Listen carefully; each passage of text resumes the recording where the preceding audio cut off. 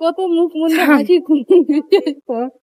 গাছ পছন্দ করে না এমন মানুষ খুবই কম পাওয়া যাবে। তারই ধারাবাহিকতা ধরে আজকে আমি চলে এসেছি জয়পুরহাটের জামালগঞ্জের হর্টিকালচার সেন্টারে। তো চলুন ঘুরে দেখা যাক।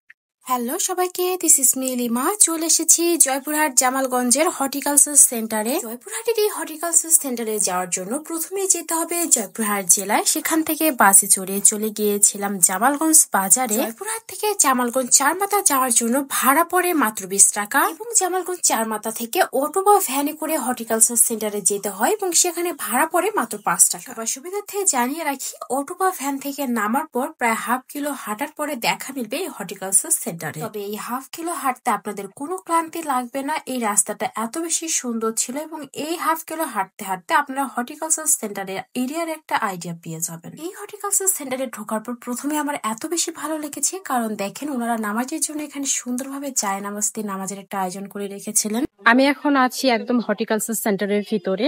তো চলুন এখানে কি কি গাছ আছে এবং কত দাম সবকিছু জেনে নেওয়া যায়। হর্টিকালচার সেন্টারে প্রবেশ করার পর প্রথমেই হাতের ডান পাশে দেখতে পারবেন আনারস, ড্রাগন সহ বিভিন্ন ফলের গাছ এখানে ছিল। একটু সামনে এগিয়ে গেলে দেখতে পারবেন সুন্দর সুন্দর কয়েক ধরনের কাঠগোলাপের গাছ। সামনে এগিয়ে গেলে দেখতে পারবেন বিভিন্ন গাছের কাটিং এখানে রয়েছে এবং এই কাটিং থেকে ওনারা চারা বানাচ্ছেন। এই চারা বানানোর পদ্ধতি আমার কাছে বেশ ভালো লেগেছে। আমি সেখানে গিয়ে জানতে পারি গাছ থেকে ওনারা এইভাবে অনেকগুলো চারা কাটিং করেন। গাছের বিভিন্ন ডালে মাটি দিয়ে কাগজে মুড়িয়ে দড়ি দিয়ে বেঁধে বেশ কিছুদিন রাখার পরে এখান থেকে তারা চারা কাটিং করেন। আর আমি এই চারার পদ্ধতি এটাই ফার্স্ট টাইম দেখলাম, এর আগে কখনো দেখিনি। আমার মতো কে কে ফার্স্ট টাইম দেখেছেন আমাকে কিন্তু কমেন্ট করে জানাতে ভুলবেন না। চোখে পড়লো সবেদার গাছ, আর সবেদার গাছ দেখে আমি কনফিউজড হয়ে গেলাম, বিকজ দ্যাট আমি ভেবেছিলাম এটা সবেদার না, অনেক ছোট ছোট ছিল, চিনতে পারিনি সবেদা এটা। এছাড়া এখানে বিভিন্ন রকমের ফুল, ফল, সবজির বিভিন্ন গাছ ছিল। আর যেহেতু আমি অনেক বেশি গাছ চিনি না, যে কারণে আমি আমার ফ্রেন্ডকে অনেক বেশি ডিস্টার্ব করছিলাম। ওকেই জিজ্ঞেস করছিলাম এটা কিসের গাছ, ওইটা কিসের গাছ, এবং ওর কাছেই জানার চেষ্টা করছিলাম।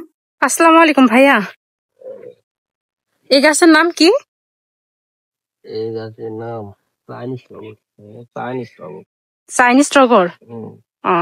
এটা গুটি কলম করে শিকড় ছাড়লে এটা কেটে আবার লাগানো। আচ্ছা।